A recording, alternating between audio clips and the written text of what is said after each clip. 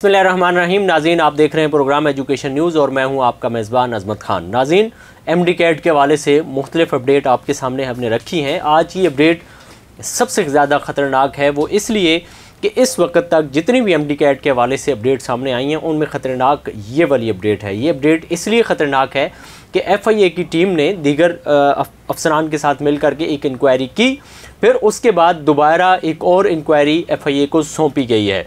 मगर ये FIA की इंक्वायरी भी नामुकम्मल होगी।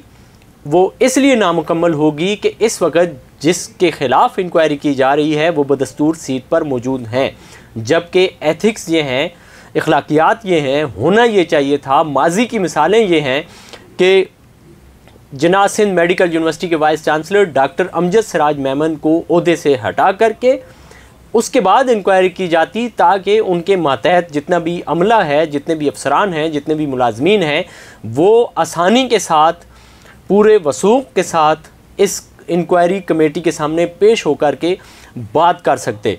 अब यकीनन ये आप समझते हैं कि एक आला अफसर जब सीट पे मौजूद है तो मातहत अफसरान मुलाजमीन किसी भी सूरत सच बयान नहीं करेंगे, और दबे अल्फाज में अफसरान मुख्तलिफ़ जगहों पर ये बात करते भी नज़र आ रहे हैं। गलत कामों के नाज़रीन गलत नतीजे होते हैं, ये बात तो आपने सुन रखी थी, लेकिन अमली तौर पर आपने जना सिंध मेडिकल यूनिवर्सिटी में इसकी अमली तफसीर भी देख ली है। वो इस तरह से कि जना सिंध मेडिकल यूनिवर्सिटी के जो वाइस चांसलर अभी तैनात हैं डॉक्टर अमजद सिराज मेमन, इनको अदालत ने एक दफ़ा हटाया था और ये कहा था कि जब तक फ़ैसला नहीं होता ये वाइस चांसलर नहीं लगेंगे।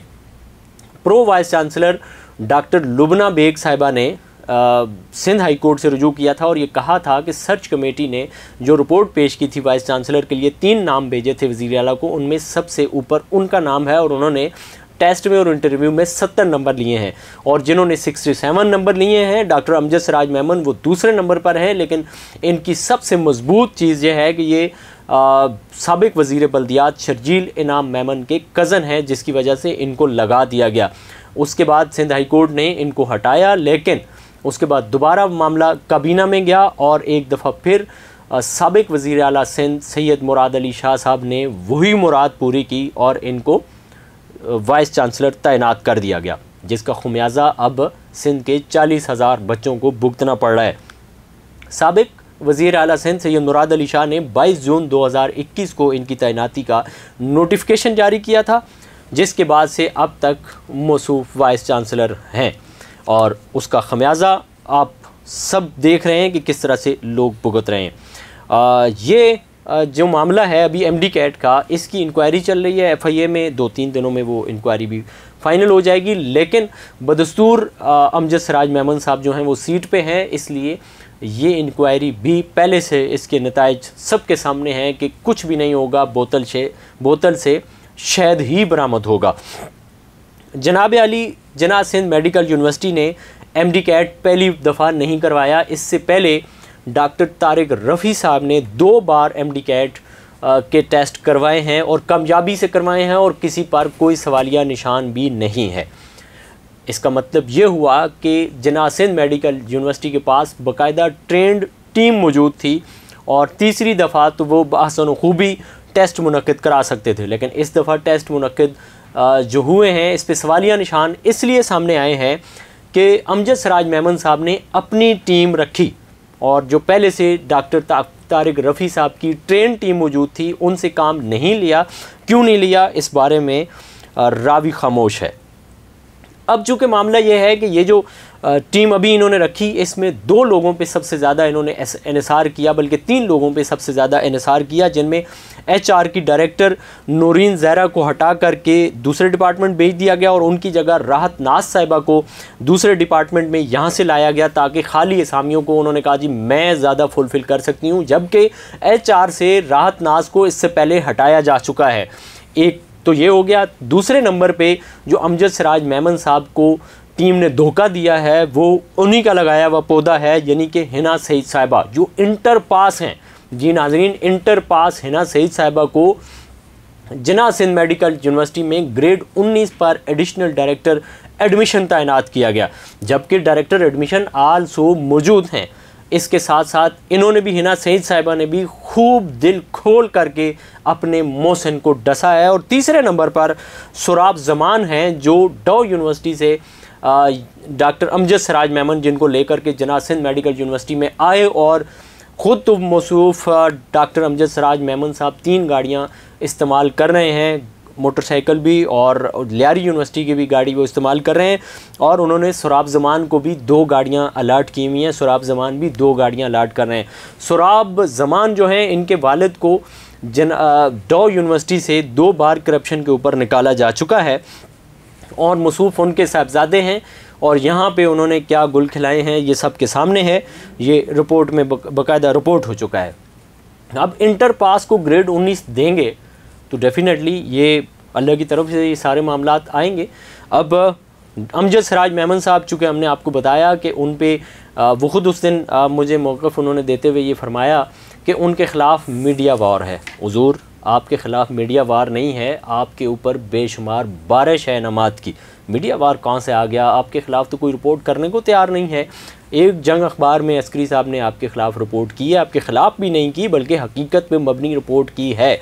इसमें भी मैं आपको इस प्रोग्राम के ज़रिए से मेरा अमजद सिराज मेमन साहब से ये वादा है कि अगर वो बुलाएं ऑन कैमरा मैं उनसे सवालात करूंगा, वो उसके जवाबात दें, उनका मौक़िफ़ भी भरपूर चलाया जाएगा। अमजद सिराज मेमन साहब एक तरफ जिन्ना सिंध मेडिकल यूनिवर्सिटी के वाइस चांसलर हैं, तो दूसरी तरफ पूरे सिंध के अंदर अस्पतालों में जो अद्वियात ख़रीदी जाती हैं उसकी जो कमेटी है, सिंध प्रोक्योरमेंट कमेटी, उसके हेड भी हैं, उसके सरबराह भी हैं। अरबों रुपए की अद्वियात ख़रीदी जाती हैं, इस पर भी पूरा एक स्कैंडल है जिसे आने वाले वक्त पर हम छोड़ते हैं। उसके अलावा अमजद सिराज मेमन साहब हुकूमत सिंध की तरफ से पीएमडीसी में एमडीकैट के लिए रुकन हैं। उसके अलावा ये सारे मामलात जितने भी हैं ये आपने देख लिए हैं कि किस तरह से ये सारी चीज़ें हो रही हैं। अगर हम मामूली सा तज़किरा करें प्रोक्योरमेंट कमेटी के वाले से, चूँकि ये उसके हेड हैं, अरबों रुपए की मेडिसिन ख़रीदी जा रही हैं। इससे पहले जब डॉक्टर तारिक रफ़ी इस प्रोक्योरमेंट कमेटी को देखते थे तो उन्होंने 3 मोटी मोटी शराइत आयद कर दी थी। एक तो ये कि जो भी कंपनी अद्वियात फराम करेगी, जिससे भी इक्विपमेंट ख़रीदा जाएगा, कम अज़ कम उसका टर्नओवर 3 अरब रुपये होना चाहिए सालाना।